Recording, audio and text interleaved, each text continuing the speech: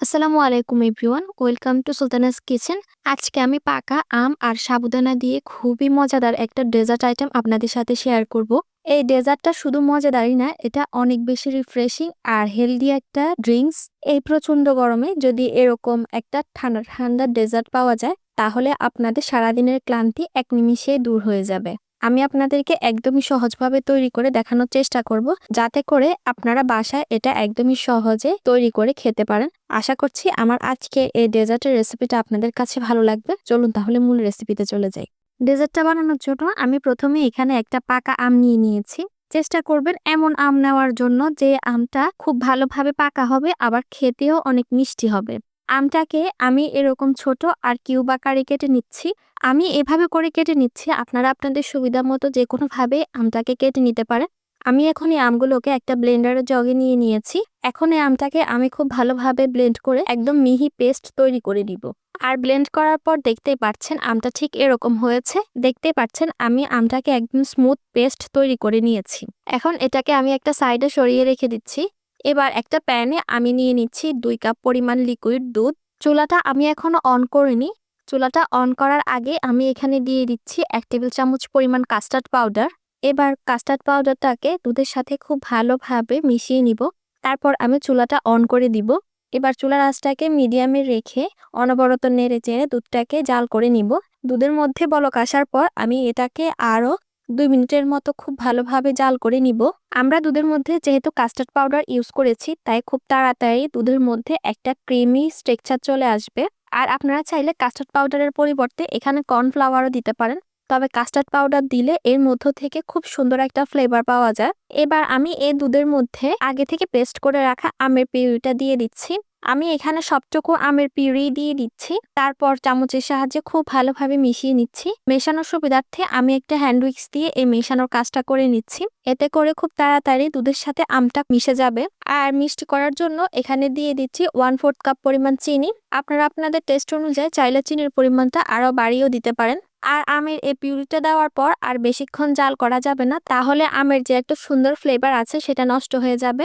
Just একবার বলক আসলে আমি এই দুধের মিশ্রণটাকে চুলা থেকে নামিয়ে একটা বাটিতে ঢেলে নিব। এবার এই দুধটাকে আমি খুব ভালোভাবে ঠান্ডা করে নিব।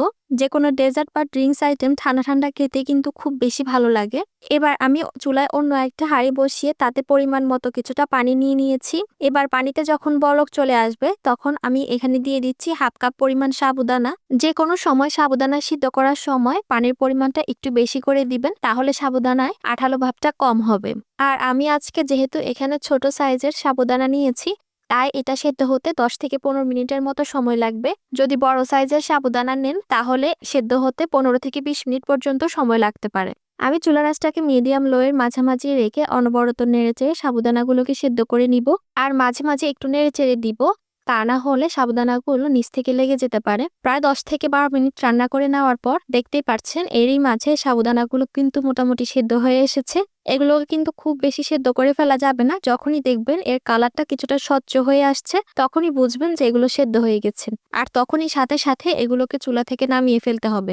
আমি এই সাবুদানাগুলোকে একটা স্ট্রেইনারে ঢেলে নিচ্ছি, যাতে করে এর মধ্যে থাকা এক্সট্রা গরম পানিটা ঝরে যায়। আর সাথে সাথে আমি ঠান্ডা পানি দিয়ে সাবুদানাগুলোকে খুব ভালোভাবে ধুয়ে নিচ্ছি।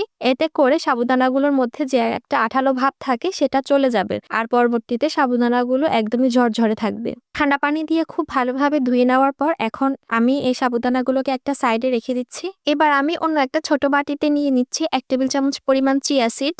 এবার এর মধ্যে পরিমাণ মতো কিছুটা পানি দিয়ে দিচ্ছি। তারপর একটা চামচের সাহায্যে ভালোভাবে নেড়েচেড়ে চিয়া সিডগুলোকে পানির সাথে একটু মিশিয়ে নিচ্ছি। এখন এই চিয়া সিডটাকে আমি রেস্টে রেখে দিব 10 মিনিট। আর 10 মিনিট পর দেখতেই পাচ্ছেন চিয়া সিডগুলো ফুলে একদম ডাবল হয়ে গেছে। আর এগুলো দেখতে ঠিক এরকম হয়েছে।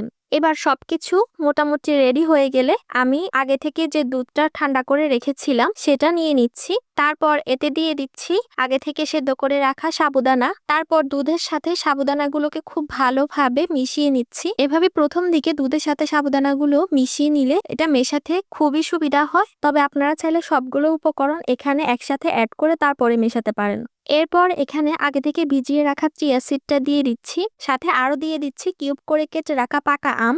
আমের পরিমাণটা একটু বাড়িয়ে দেওয়ার চেষ্টা করবেন, এতে করে খেতে বেশি মজা লাগবে। তারপর এখানে দিয়ে দিচ্ছি 1 টেবিল চামচ পরিমাণ কাঠবাদাম কুচি আর 1 টেবিল চামচ পরিমাণ কাজু বাদাম কুচি। আপনারা আপনাদের পছন্দ মতো চাইলে এখানে আরো কিছু বাদাম অ্যাড করতে পারেন।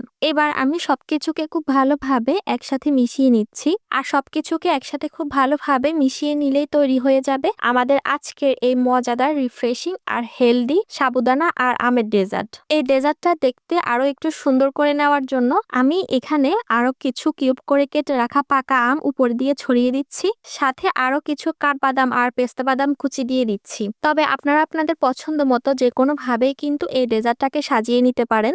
এবার আপনারা চাইলে এই ডেজার্টটাকে নর্মাল ফ্রিজে রেখে ঠান্ডা করে তারপর পরিবেশন করতে পারেন, অথবা চাইলে এখনই পরিবেশন করতে পারেন। আর পরিবেশন করার জন্য আপনারা চাইলে এরকম গ্লাসের মধ্যে রেখে পরিবেশন করতে পারেন, বা ছোট বাটিও নিতে পারেন। বাস তৈরি হয়ে গেল খুবই মজাদার, খুবই রিফ্রেশিং আর খুবই হেলদি একটা মজাদার ড্রিঙ্কস বা ডেজার্টের আইটেম। এই প্রচন্ড গরমে মন প্রাণ কলিজা ঠান্ডা করার মতো একটা ডেজার্ট। আপনারা যতক্ষণ না পর্যন্ত বাসায় এই ডেজার্টটা ট্রাই করবেন, ততক্ষণ আপনারা বুঝতেই পারবেন না যে এই ডেজার্ট বা ড্রিঙ্কসের আইটেমটা খেতে কতটা মজাদার হয়। আশা করছি আমার আজকের এই ডেজার্টের রেসিপিটা আপনাদের কাছে খুবই সহজ লেগেছে আর ভালো লেগেছে। যদি ভালো লেগে থাকে তাহলে প্লিজ আমার চ্যানেলটি সাবস্ক্রাইব করে আমার পাশে থাকবেন। আজকের মতো বিদায় নিচ্ছি। সবাই ভালো থাকবেন, সুস্থ থাকবেন। আল্লাহ হাফিজ।